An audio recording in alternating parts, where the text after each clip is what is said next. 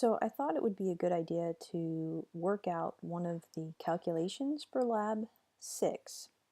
So in the previous videos, we went through and we set the PhET simulation radius of curvature to 1.09, the index of refraction to 1.6, and the diameter of the lens to 1.3.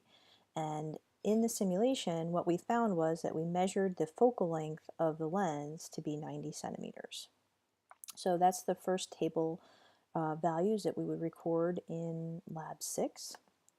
And then for the first activity, we went to WebAssign, or we were supposed to go to WebAssign, and we are going to set our object distance to be some distance that is greater than twice the focal length. Our focal length was 90, twice the focal length is 180, so I chose to use 190 for my object location. And when it was located at 190 centimeters, we measured the image location to be 172 centimeters.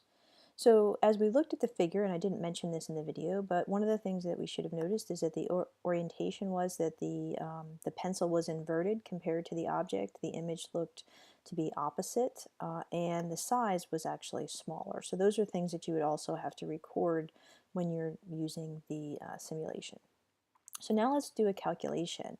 So our goal is to use the thin lens formula for calculation 1, and the object distance that we measured, which was 190, and the image distance that we measured, which was 172, and try to calculate the focal length and see if the thin lens formula is correct. And then we can compare what we get from our calculation to the known value that we measured to be 90. So if we go ahead and we plug in our object distance is 190 and our image distance is 172, we have 1 over the focal length is 1 over 90 plus 1 over 72.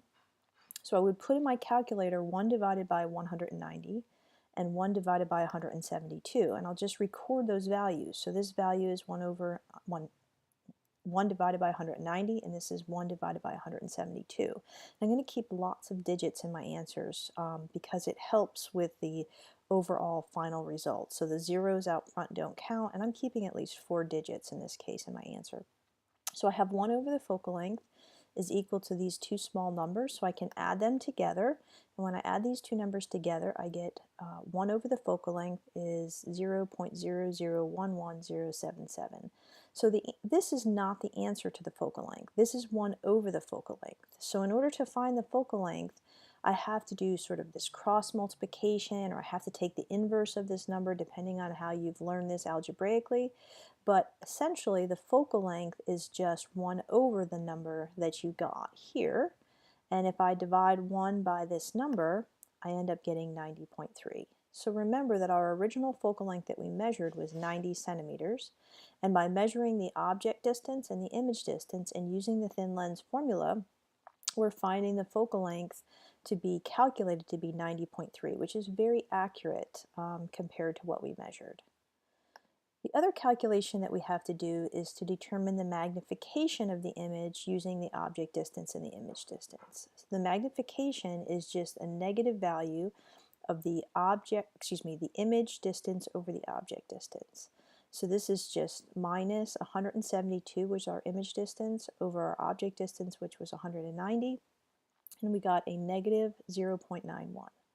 The negative out front here means that the image is inverted. So anytime you have a negative magnification, it's inverted.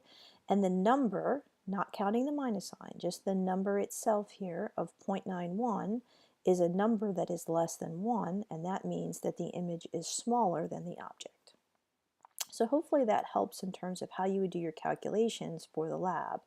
I wanted to also point out that for the third activity where you have a virtual image, and I did show this in one of the videos, that we have to be careful when it's a virtual image because the image distance is actually negative.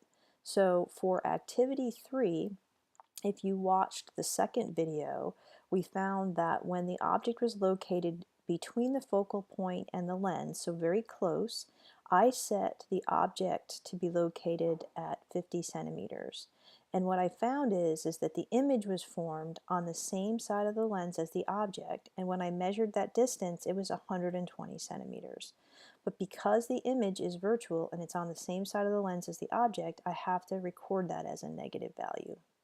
So I can go through the same steps that I did previously, and I can calculate the focal length of the lens again using this new object distance and this new image distance. And the main thing here is I have to make sure that I record that image distance as being negative, but the process is exactly the same. Object distance is 50, image distance is minus 120. I have to take 1 over those values, keeping the negative sign in here, and then I would add those two together.